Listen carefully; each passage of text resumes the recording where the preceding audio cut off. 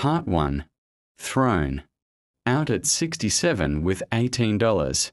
They. Abandoned motel that changed his life. At 67 years old.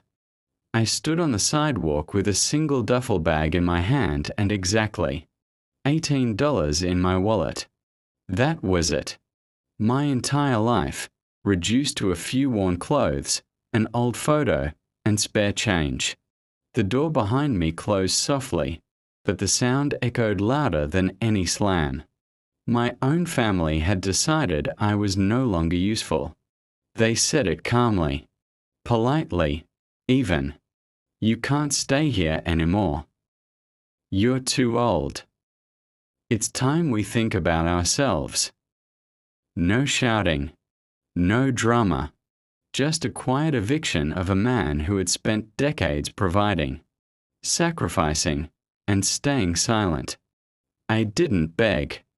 I didn't argue. I just nodded and walked away.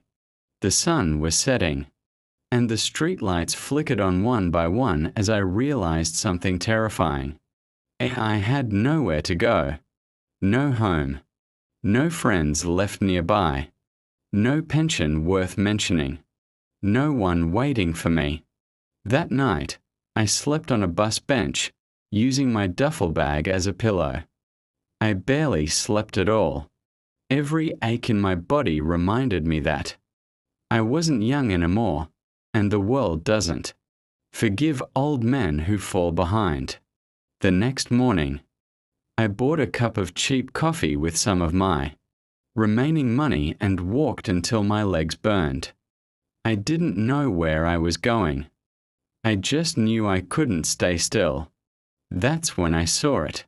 An abandoned roadside motel on the edge of town. Broken sign. Cracked windows. Paint peeling like dead skin. Most people would have seen a ruin. But I saw shelter. Something pulled me toward it. Maybe desperation. Maybe instinct. Maybe the quiet voice of survival that refuses to die. I stepped onto the overgrown lot and felt a strange calm wash over me. I didn't know it yet, but this broken place was about to change my life forever. Before we continue, if you enjoy powerful stories about resilience, second chances, and quiet comebacks, subscribe to the channel and turn on notifications. These stories aren't just entertainment. They're reminders that it's never truly over. In part 2, I'll tell you why I walked into that abandoned motel, and the shocking discovery I made inside that made me stay, despite having almost nothing left. Part 2 coming next. Part 2, the motel no one wanted. I stood there for a long moment, staring at the motel like it might vanish if I blinked. The sign still hung crooked above the driveway. Sunset Haven Motel, only the word. Haven had lost 2 letters, leaving it to read Sun Et Ave Motel. Somehow, that felt fitting. I pushed open the rusted gate. It screeched loud enough to scare a flock of birds from the nearby trees. The sound echoed across the empty lot, and for a second, I thought about turning back. But turning back to what? I had $18. I had nowhere else to sleep. So I kept walking. The main office door was unlocked. That surprised me. Inside, the air smelled like dust, mold, and old memories. The counter was still there, along with a cracked bell that hadn't been rung in years. Behind it hung a faded corkboard with yellowed motel rules and a handwritten sign. No refunds. I let out a dry laugh. Figures. I wandered through the hallway, peeking into rooms. Most were disasters. Broken furniture, shattered mirrors. Water damage creeping up the walls like rot. But a few were salvageable. Barely, but enough to keep the wind out and the rain off. Room 7 had a bed frame that didn't collapse when I sat on it. The mattress was stained, but dry. The bathroom sink worked if you turned the handle just right. It wasn't much, but it was something. That night, I slept in room 7. For the first time since being thrown out. I slept under a roof. It rained hard after midnight, and the sound of it hitting the old metal awnings felt strangely comforting, like the building was breathing with me. The next morning, I explored more carefully. That's when I noticed things others must have missed. A toolbox in the maintenance shed, still stocked. Old cleaning supplies stacked neatly in a closet. A storage room filled with unused linens, wrapped in plastic. Someone had left in a hurry. Then I found the ledger. It was hidden under the front desk, wrapped in a trash bag. Inside were handwritten records, years of them. Names, dates, payments. The motel hadn't just closed randomly. It had been shut down suddenly, and not because it failed. I didn't fully understand what I was holding yet, but I knew one thing: this place had a story, a buried one. I spent the rest of the day cleaning one room. Slowly, carefully. My back ached. My knees screamed, but my hands remembered how to work. I'd fixed things my whole life: houses, engines, people's messes. By sunset, room 7 looked livable. That night, I counted my money. $12 left. I could either spend it surviving one more day, or gamble on something bigger. The next morning, I made a decision that would have sounded insane to anyone else. I was going to stay. I was going to fix the motel. And I was going to find out why it had really been abandoned. Because sometimes, when life leaves you with nothing, the only move left is to build something from the ruins. As if on cue, a black SUV slowed down on the road outside, then kept driving. The man stood abruptly. "Listen to me. If you're smart, you'll walk away. Burn the ledger. Leave the motel. Pretend you were never here." I looked around the room, the dust, the broken desk, the years of silence. I thought about being thrown out at 67, about $18, about sleeping in room 7 while rain beat against the roof. "No," I said. He stared at me. "Do you have any idea who you're up against?" I met his eyes. "No. But I've got nothing left to lose." He studied me for a long moment. Then, slowly, he smiled. "In that case," he said, "you might be exactly what this place needs." Before he left, he gave me a phone number. "Call this if anyone asks questions," he said, "and if they threaten you." Then what? Then it means you're close. That night, I couldn't sleep, because for the first time since I'd been thrown out, I realized the motel didn't just change my life. It put me in the middle of a fight that never really ended. In part 4, the first guest arrives and brings news that confirms someone is watching the motel.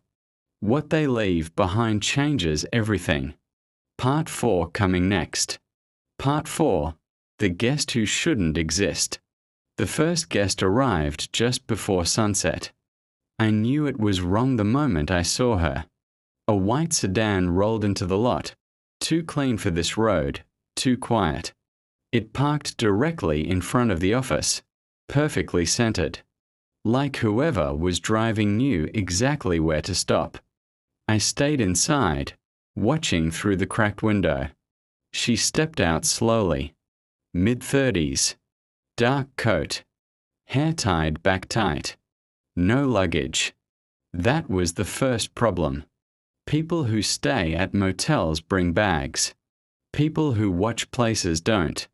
She glanced at the rooms, then at the office door, then straight at me. I felt my chest tighten. She hadn't knocked. She hadn't called out. She already knew I was there. I opened the door before she could knock. Vacancy? She asked. Her voice was calm, polite, but her eyes were sharp. Measuring. 1 room, I said. Cash only. She smiled slightly and handed me 2 crisp bills. No hesitation. No questions. Room 9, I said, sliding the key across the counter. She took it. Then paused. You're new here, she said. So are you, I replied. Her smile didn't reach her eyes. I've been here before. That made my skin crawl. She turned and walked away, coat swaying slightly, footsteps light.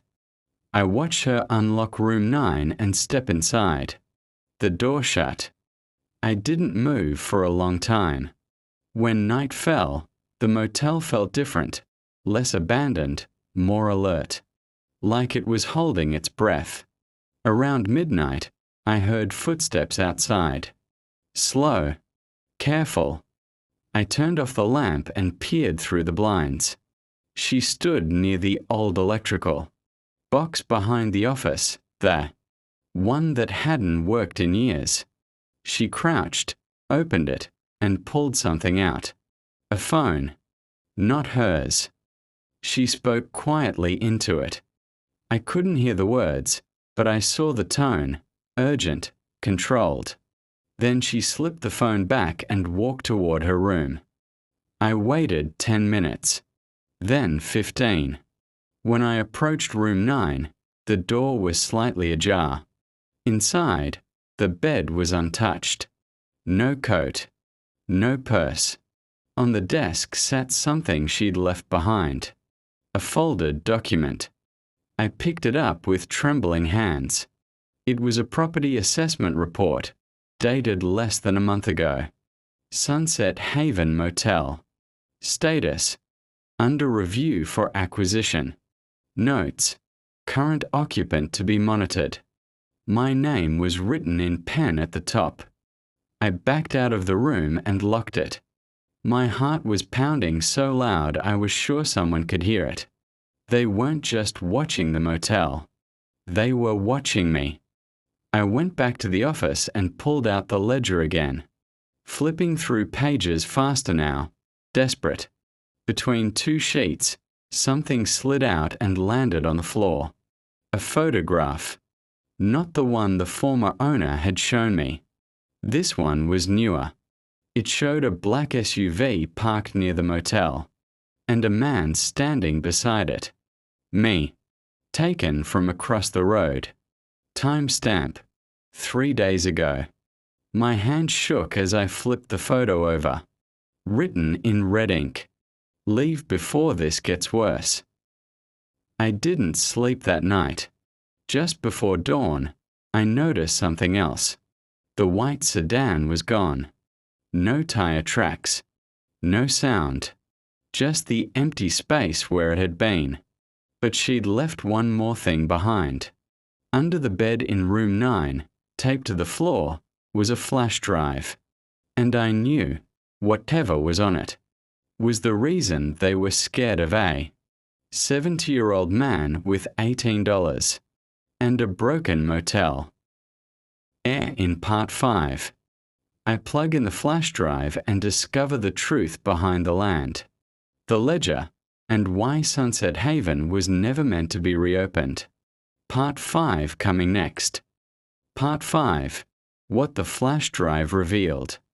I stared at the flash drive for a long time before touching it. It was small, cheap, ordinary. But I knew better by now. Ordinary things don't get taped under motel beds by strangers, who vanish before sunrise. I locked the office door, pulled the curtain shut, and sat at the old desk.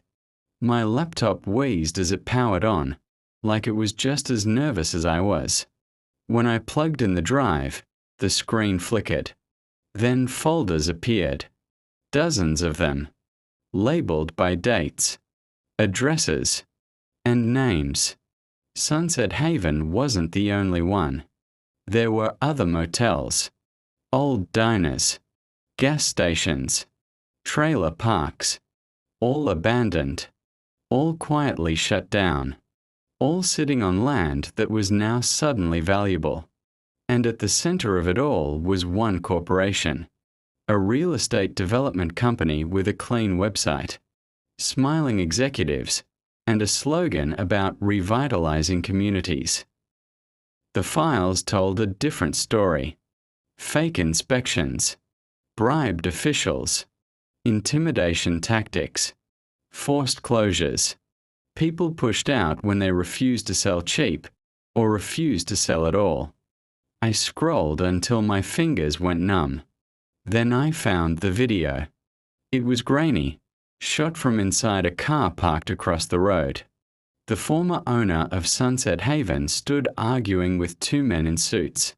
One of them shoved a document at him.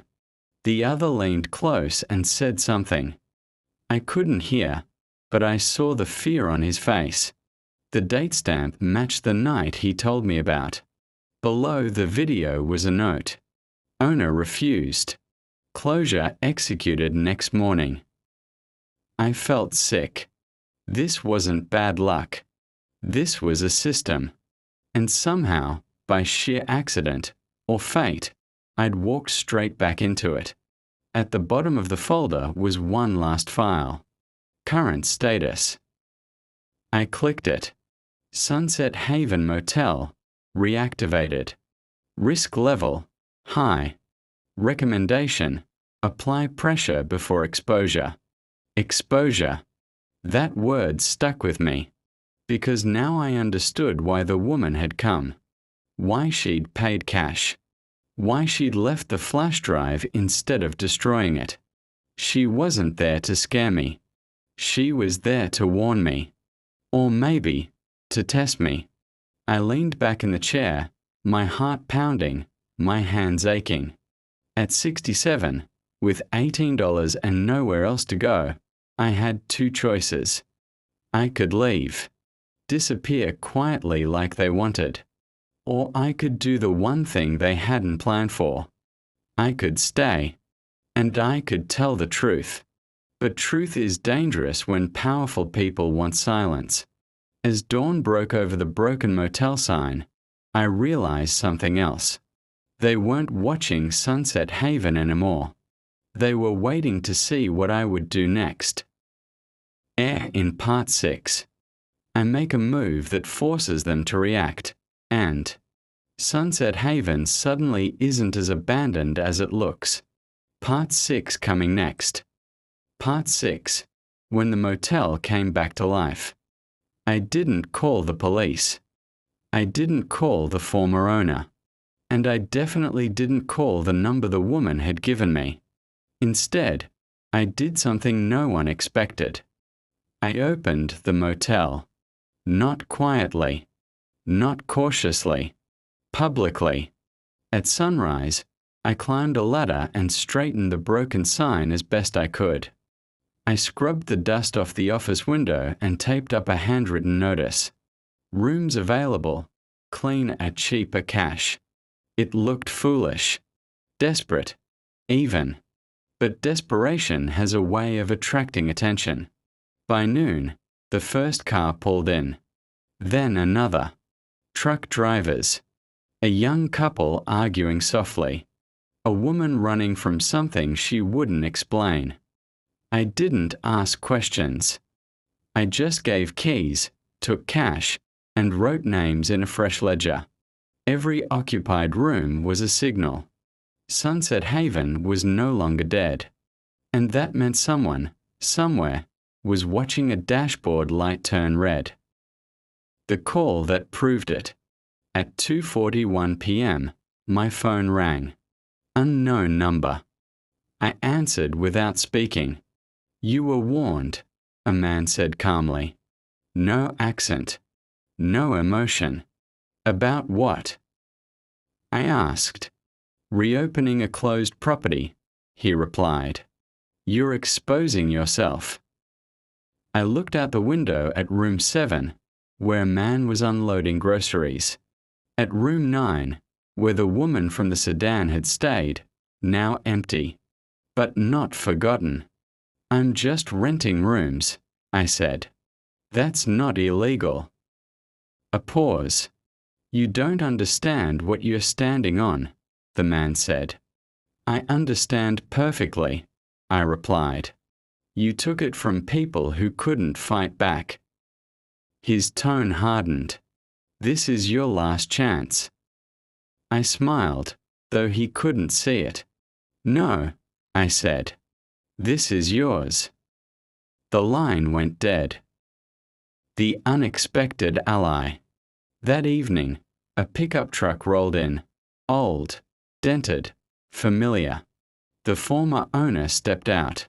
He looked around slowly, eyes wide as he saw the lights on, cars parked, people moving.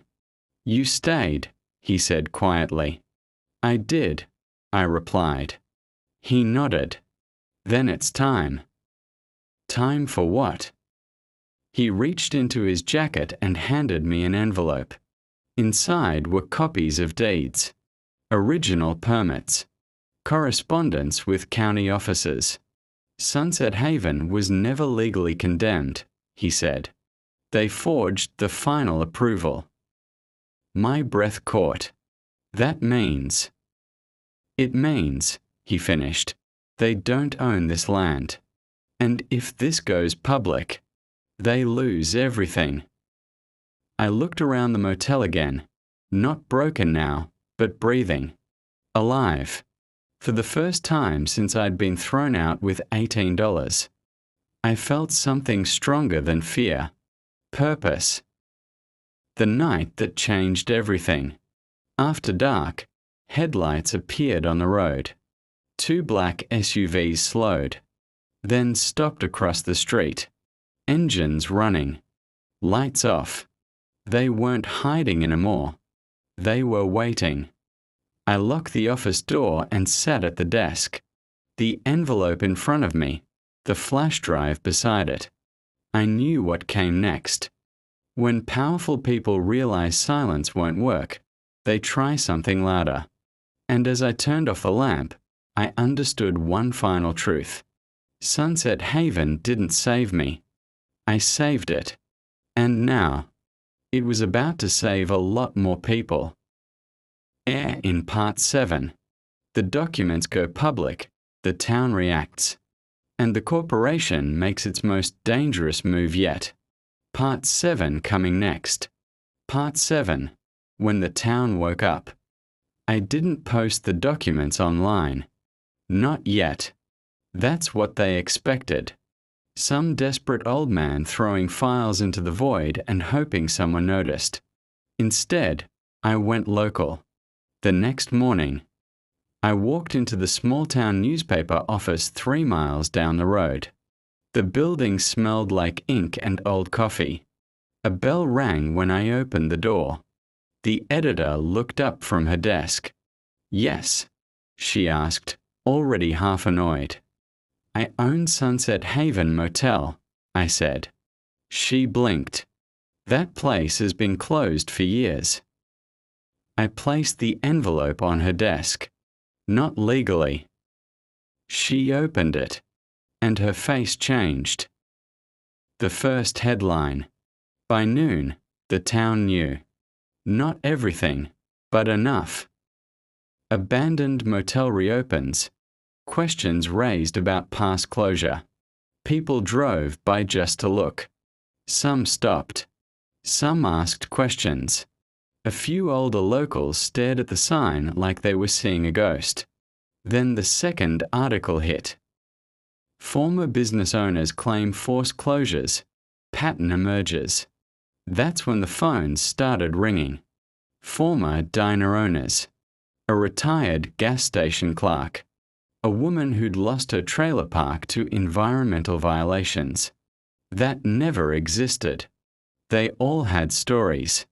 And suddenly, Sunset Haven wasn't just a motel. It was a meeting point. When power pushes back. That afternoon, The black SUVs returned. This time, they didn't wait across the road.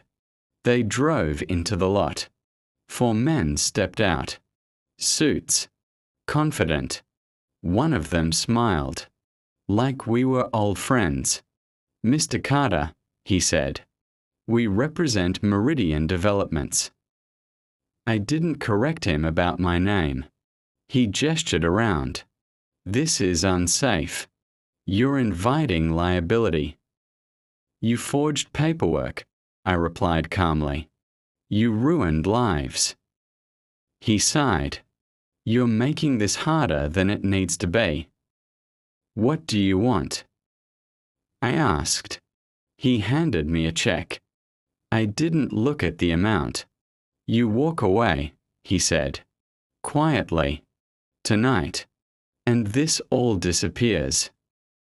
I folded the check once, twice, then handed it back. "No," I said.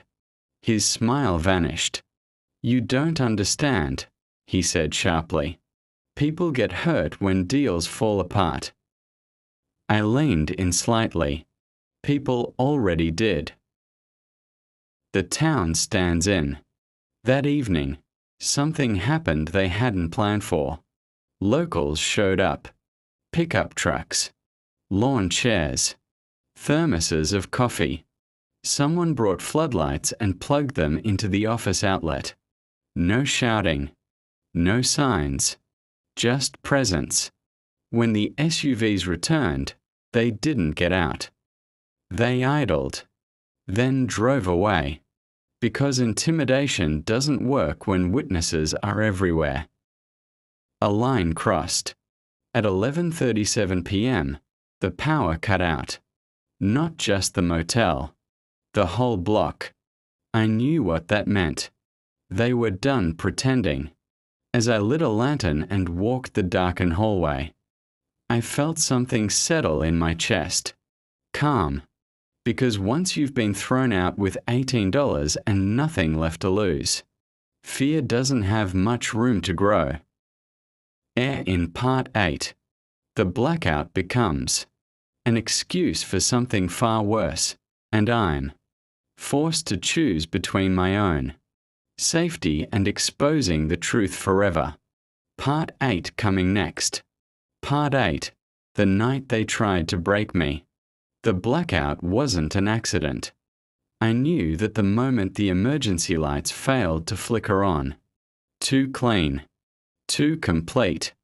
The guests were already uneasy, murmurs echoing down the hallway. Doors opening cautiously. I moved fast, lantern in hand, knocking on each door, keeping my voice steady. "Power's out," I told them. "Stay inside. Lock your doors. I'll handle it." Some nodded. Some didn't believe me. Fear doesn't wait for permission. Outside, the road was swallowed in darkness. No headlights. No passing cars. Just the sound of insects and the low hum of something electrical. Nearby. A generator. Not mine. I followed the sound behind the motel, heart pounding but mind clear. I'd lived too long to panic now. That's when I saw them. 2 figures near the maintenance shed, moving quickly. One held a crowbar. The other was on a phone. "He won't last the night," the voice hissed. I stepped back into the shadows. They weren't here to scare me anymore. They were here to end this. I slipped back toward the office and grabbed the only thing I'd prepared for this moment, the backup recorder I'd borrowed from the newspaper editor. I turned it on and clipped it inside my jacket. Then I walked straight back outside, looking for something. I called out. They froze. One of them laughed nervously. "Sir, this area's dangerous. You should go inside." "You cut the power," I said calmly. "That's a felony." The man with the phone smiled. "So is trespassing on condemned land." It was never condemned, I replied. And you know it. His smile dropped. For a moment, no one moved. Then headlights flared behind them. Police cruisers. 3 of them. The men bolted, but not fast enough. The town had called it in. The editor. The locals. Someone had been watching, just like I hoped. As officers cuffed them, one of the men looked back at me with pure hatred. You think this is over? He spat. I met his eyes. No, I said. I think it's just finally started. As the cruisers pulled away, the power snapped back on. Lights flooded the motel, warm and steady. Guests stepped out of their rooms, stunned but safe. I stood there, lantern still in hand, realizing something profound. They'd tried to break me with darkness. Instead, they'd given me the brightest proof yet. In Part 9, the arrests trigger a chain. Reaction no one expected, and Sunset Haven becomes the center of a reckoning far bigger than one motel. Part 9 coming next. Part 9, when the truth could no longer be buried. By morning, Sunset Haven was no longer just a motel on the edge of town. It was everywhere. Local news vans lined the road. Reporters stood where the black SUVs once parked. Cameras pointed at the cracked sign like it was a crime scene. Because, in a way, it was. Overnight, the arrests had spread through the system like fire. The 2 men taken away weren't contractors. They weren't security. They were fixers. And once their phones were unlocked, everything unraveled. Emails, payment trails, recorded calls. Not just about Sunset Haven, but dozens of other properties across the state. By noon, the corporation issued a statement. A careful one. We are cooperating fully and have no knowledge of unauthorized actions taken by third parties. No apology. No denial. Just distance.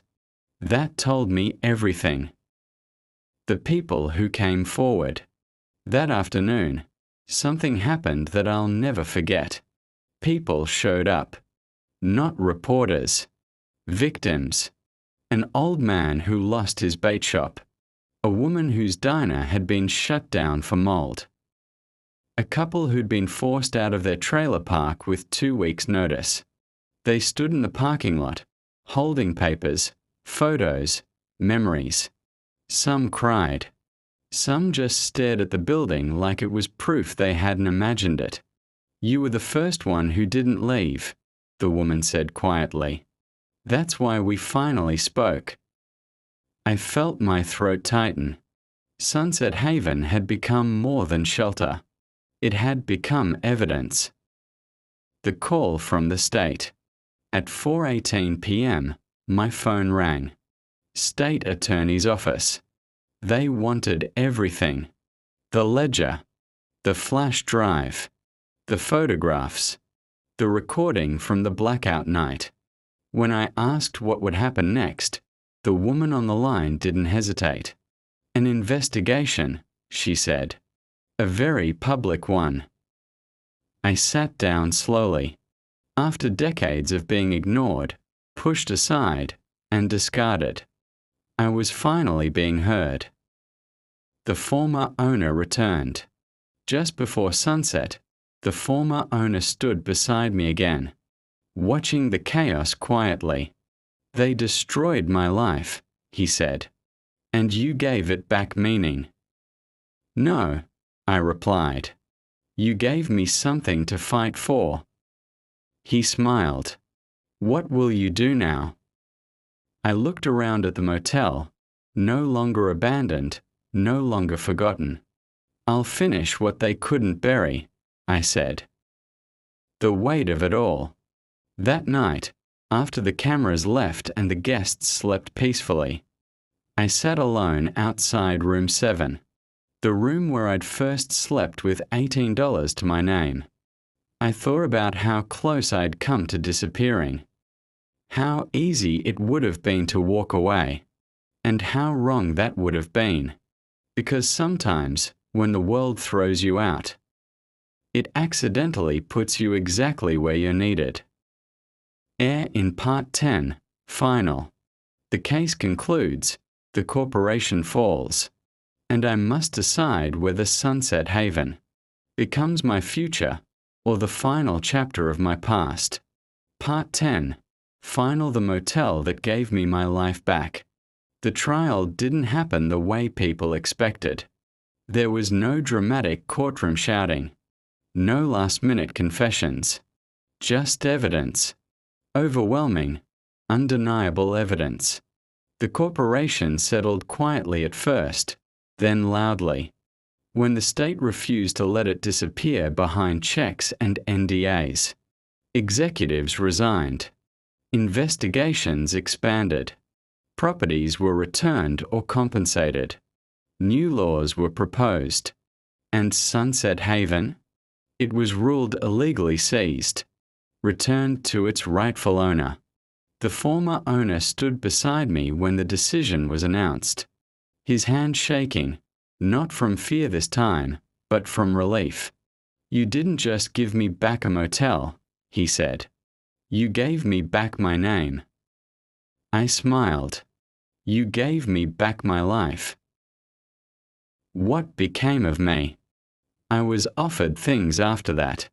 Book deals, interviews, speaking events. I turned most of them down. Fame wasn't what I needed. Purpose was. Instead, I stayed at Sunset Haven. We fixed it properly this time, together. New paint, working lights, clean rooms, fair prices, no tricks, no pressure. We hired locals, people who'd been pushed out just like us. Room 7 stayed the same. I kept it untouched. A reminder of where I started. Sometimes guests ask why I still work the front desk. I tell them the truth. Because this place saved me when nothing else would. The final night. On my 68th birthday. I sat outside the office with a cup of coffee, watching cars pull in. Families. Travelers. People looking for rest. I reached into my pocket and counted my cash. More than $18 now. But that wasn't the point. I looked up at the repaired sign glowing softly in the night. Sunset Haven Motel. Whole again. So was I. I had been thrown out. Written off. Forgotten. But in the ruins of something abandoned. I found proof that life doesn't end when people stop believing in you. Sometimes. That's exactly when it begins. The end.